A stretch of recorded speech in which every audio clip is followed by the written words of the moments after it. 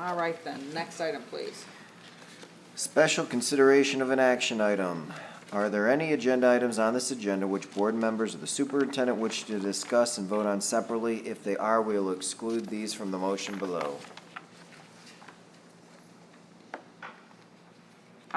I will say that it is my understanding that the budget revision for 2019-2020 has just a typo that Right. was recognized that will be corrected. The bottom line number was correct. Right. One of the sub figures numbers that weren't, factored yeah. in was incorrect. Right, and I did speak to Mr. Wall, and that, so item number 10 on page 3 had a typo that will be corrected, just to let you know. All right then, is there anything in, or we have a motion? Do we have a, Second. so support, second? All right, is I there didn't any? make the motion You yet. didn't read the motion. Oh. You need the motion. I already got ahead of it. Thank you, go ahead. Move that action numbers 1 through 11 be approved as recommended in this agenda. So moved. Support? All right, now, is there any questions? Anything anybody wants pulled? All right, then, we have a motion and support. All those in favor? Aye. Any nays? Attach a unanimous roll. Next item, please. Summary of agenda action items. Number 1, approval of contract increase to Dearborn Speech and Sensory Center. Number 2, approval of contract to Tandis Sentiva. Number 3, approval of contract to Train Incorporated. Numbers 4 through 6, approval of non-instructional and instructional personnel items for P12. Number 7, approval of application for preliminary qualification of bonds. Number 8, approval of adoption of the 2018-2019 second budget revision. Number 9, approval of adoption of the 2019-2020 budget. Number 10, approval of the 2019-2020 district membership in the Michigan High School Athletic Association. And number 11, approval of donations. All right, next item, please. Give me a second to move. Discussion items, policy updates. So the policy committee met today, and I know Trustee McDonald would probably share some information as well. But what we'd like to discuss is just to point out that policy 2105 is pretty straightforward. It's just updating the mission statement to align with the strategic plan mission statement. So that didn't require too much thought, as our strategic plan process is just wrapping up. Also, we looked at policy number 1422, and the changes that were recommended by our legal counsel are very basic changes. Doesn't change the context, just changes or just updates a few words here and there. And those same changes will also be applied to policy number 2260, 3122, and 4122. Those are all non-discrimination and equal employment opportunity policies. And so what we find is oftentimes we make changes to one policy that then apply to several other policies. And so we're trying to be diligent about making the same changes at the same time to wherever it's applicable.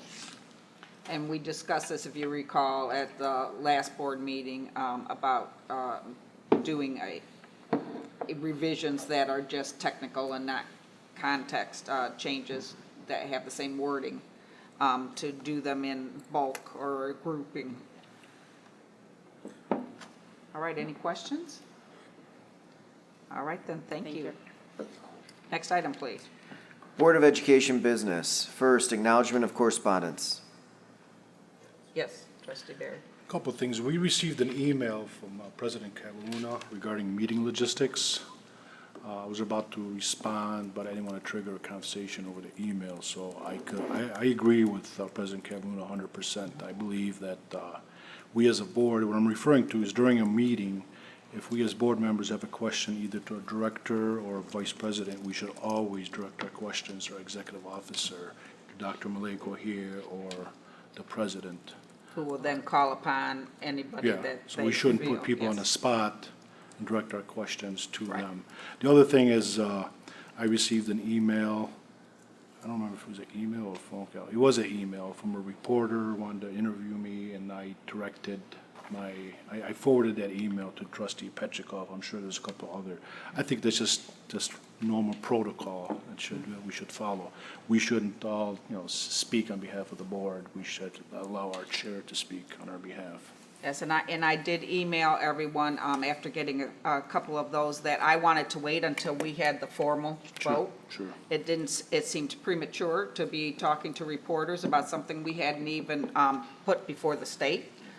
Because the one was like the next day after the board meeting when we had the discussion. Sure. It hadn't even been taken to the state, and I was uncomfortable, with responding to any reporters, before we had an official vote and position taken. So I would like to thank everyone who has recognized that when we speak up, we're all able to share our personal opinions, and if anybody feels comfortable in responding to those types of questions. But when we're taking a position that is speaking on behalf of the board, I would like to make sure that only one message is sent and that there's not conflicting messages going out there that could confuse the community in a public release. And but we're a board of 7, and I didn't want to make a statement until we were all here present to have this conversation at a public meeting. So that's why I let you know that I was aware of and acknowledged the fact that a couple of reporters had requested interviews, but that I was not yet ready to speak until we had this conversation as a board for me to be able to represent.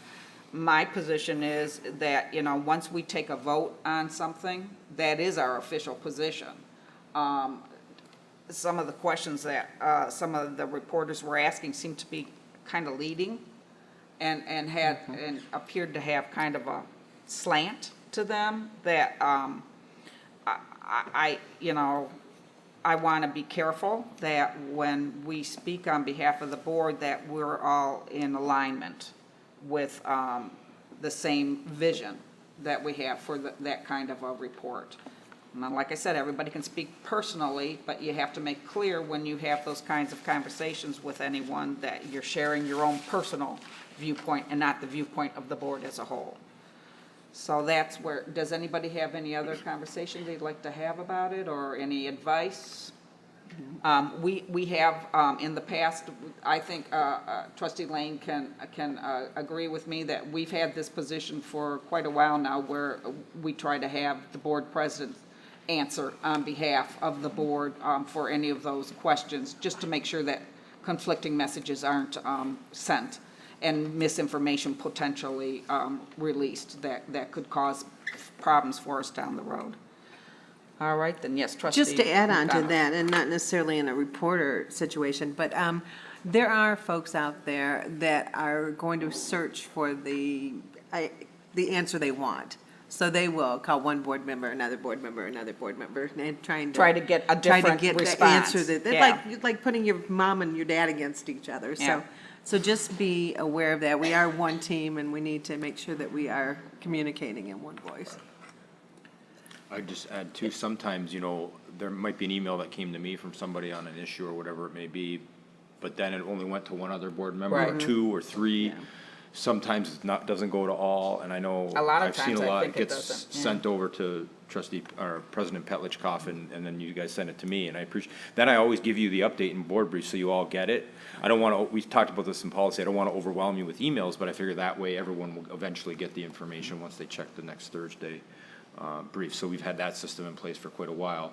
And then I know that's the other thing to be careful too. I think sometimes, I Well- always speak for the district, but then obviously if it's a board issue, usually, Right. I know you guys tend to forward it to the board president is what I've Well, seen. because we always don't have all the facts, and that's why I'm always very careful that I don't respond on things that are maybe personnel issues or other things, and that I send it to the superintendent or the college president, because we don't have all the information. And rather than responding and then setting us up for, a situation where that individual will say, well, you told me that you were sympathetic to what was happening to me and blah, blah, and create an issue, a bigger issue for us down the road. It's best that we are cautious in our responses, and that we don't give ourselves any more headaches than we already have earned in these positions. When in doubt, pass it along. Yeah. All right, then. Is there any other, okay, that was on correspondence. Now, committee, I don't want, almost did it. Next item, please. Board member, committee, and organization reports. The policy committee did meet this afternoon before the board meeting, and Ms. Ali Bazzi covered most of what we discussed, with the exception of a couple things. We did discuss, had a discussion regarding board requests for information, exploring guideline development, and the goal of that would be to ensure that the board is united in consideration of time saving and money-saving methods. So that's just something that we were discussing, and the Board Policy Committee will draft a guideline for board review for in the future, so that will be coming. We also had a discussion about filling a board vacancy. That's an ongoing discussion. We're still trying to work through some thoughts and some considerations and things that we have, but those are some of the other things that we discussed. All right, thank you. Any other committee reports? All right, board member superintendent commentary. That's what I was gonna say. She did it again. I was so used to Usurper. running an agenda. I'm sorry. Board member and superintendent commentary. I just had Next item. just one, congratulations to all the students from the Collegiate Academy that were here. We gave the presentation, the board was here at 6:15, so congratulations to all them that are getting their degree and their associate's degree. If we could give them a thank you. Thank you to the board for their support and all the staff that support the students and the parents, the community. Okay, I have a, trustee Thorpe. Though it was mentioned earlier today about the summer learning loss, and we always want to make sure the kids are out there reading during the summer, what I would say is, it doesn't have to be a book. If you find a magazine that you're interested in, for me, it was comic books. As long as you're reading, that's going to be the key. Find something that you're interested in and work on it. That was it. Trustee Lane. So since trustee Thorpe said that, I would like to say this. There needs to be recharging for children as well as for adults. So vacations are very necessary. And I think that a lot of studies have shown that we need to unplug and take time away in order to recharge our creative juices. I know Dr. Maleko will be going on vacation, and I hope he will take his vacation seriously and enjoy his family. You don't have to be checking all your emails, Dr. Maleko, so take your time off. Everybody should have a great summer, you and President Cavalluna as well. Thank you. Okay. I agree too, and even to Trustee Thorpe, read whatever you'd like for the students and for the parents, even if you're reading it in a different language. I mean, as long as you're reading something that you really enjoy, that will eventually help your reading level get better and better. That's how I learned English. I came when I was 13, and I started reading things that I enjoy, reading about sports, about competitions. So in whatever language that you'd like. And even for the parents who don't speak English, have your kids read to you, even if you don't understand what they're reading. And hopefully they will teach you in the process. So As a matter of fact, it's a kids can two-way. even read to dogs at the animal Yeah. shelter. So They talk can. about not understanding it. Right. Yeah, the point is the reading, not the. And teddy bears and Just whatever audience level they're comfortable with. Okay, now I do have one commentary as well. It's been brought to our attention that we've had some individuals who've been using facilities, outdoor facilities without permits. And as we've just are moving forward with a very large bond that will help support and maintain our infrastructure, I want to make sure that everyone in the community is aware of the fact that there is a process. It's easily accessible online. Adult and Community Ed will get you your foot in the door for asking to use our facilities. Our facilities cost money to maintain. They're maintained with taxpayer dollars. We have a responsibility in our role as board members to protect those properties and the use of the taxpayer dollars. And for anyone to think that the property is just there free to be used by anyone who sees a piece of land is wrong in their assumption. It is something that we have to monitor and maintain. And there will be times where you will not be able to use our facilities for a variety of reasons, because the purpose of our public schools is to serve our students first and foremost. And that's what it is there for, and that's what we are trying to protect, is the welfare and education of our students. And it's not a free park for everybody's entertainment. So I just want to remind all those in the community, especially organizations who are private organizations, that we will be diligent in pursuing all of our authority in order to protect those properties. And trespassing is trespassing. I don't care who you are. And we will meet that goal if we have to. So I just wanted to make sure that that message gets out, Well said. especially for the summer months. Thank you. All right, next item, please. Request for information and/or future agenda items. Yes, Trustee Lane. Shouldn't have had this lifesaver. Talk around it. Yeah, I'm trying to talk around it. I just, I want to make a note that I won't be at the July 22nd meeting. All right. I'm taking a vacation. Oh, no wonder But I why she will was such a check strong I proponent. will check my emails somewhat. All right, anybody else? The only thing I want to mention is with board briefs, so most of the requests are up to date. There's still, I think, one maybe outstanding that still needs to be added. I'll start a new, Joanne and I will start a new sheet for the new year. We'll keep the New other one. fall, The yeah. new fall. You'll still have the links below. That's how we've been doing it, just so if anybody needs to go back to the archives, you'll still have access. So I just want to let the board know. You do that every year. We switch it over in July, so. I'm going to bounce back just a second to board commentary. I know of a few middle schoolers who have decided to start their own book club, and in the summer, and I just thought this was a great idea to throw it out there. Pick a book or two books, and they will spend, their time reading it, and they will get together and they will go to whatever. I think they're going to have a pizza at one of their houses one time and have a discussion about the book they read, or they might go to the park one time. So they're just having their own little book club, and it's just 3 or 4 students. But I just thought that was a great idea. Get you engaged, and then you get something in common, and you can discuss a book that you enjoyed. I actually did that as a child in my neighborhood with the neighborhood kids, and we had 2 different kinds of book clubs, and one was with a group of friends. We had a competition, who could read the most books the fastest. We'd go to the library, pick out as many books as you were allowed to withdraw, and see who could read through them. Another one was, I went to a parochial school for elementary school, and they went to half days. And my mother was beside herself because she had a bunch of 4th grade kids with nothing to do. And so we started a book club. And we made it like a Nancy Drew kind of concept.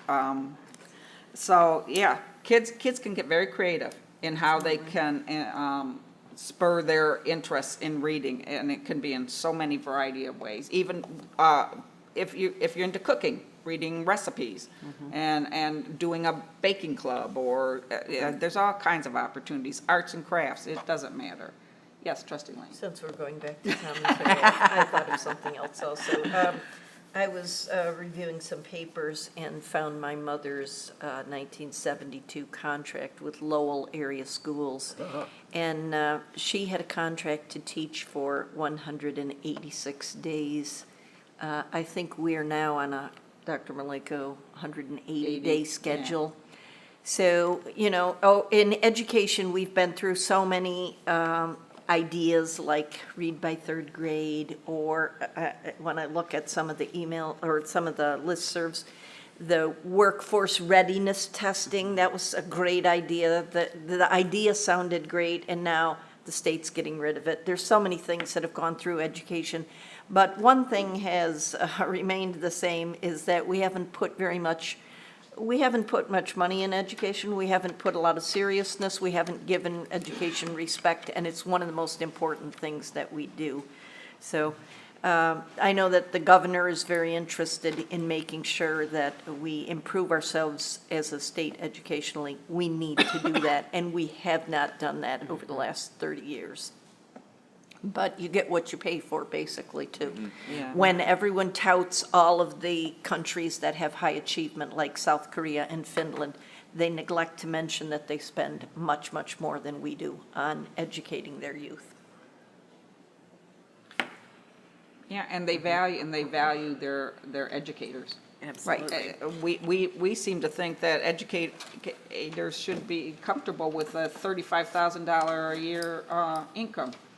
I've read more and more reports, and it appalls me that they feel that, and I just read something about Michigan teachers earning more than what the average teachers in, Arizona and these other, and that's where the money, the public funding is going to, instead of to the, well, why would they think that somebody who has worked so hard to become an educator doesn't deserve a living wage? And are, I'm baffled by that, and are expected to continue mentality. their education. Yeah, I'm baffled by it. I don't understand why they aren't held in higher esteem. It just confuses me no end, and they wonder why we're struggling to retain teachers and produce new teachers. It's a shame. All right, then, I think we've had all the commentary we can deal with. Next, please. Future meeting dates, I'd be willing to defer this to the chair if you want to take us out. You want me to work on this? If you can Monday, get through it really fast, I'll let you do it. Monday, July 22nd, P12 Board of Education meeting, 7 PM at the Administrative Service Center in the Frank Franchi Boardroom. Monday, August 12th, HFC meeting, 7 PM in the Rosenau Boardroom at the Administrative Services and Conference Center at Henry Ford College. And Monday, August 19th, P12 Board of Education meeting, 7 PM at the Administrative Services Center in the Frank Franchi Boardroom. We are adjourned. Take care.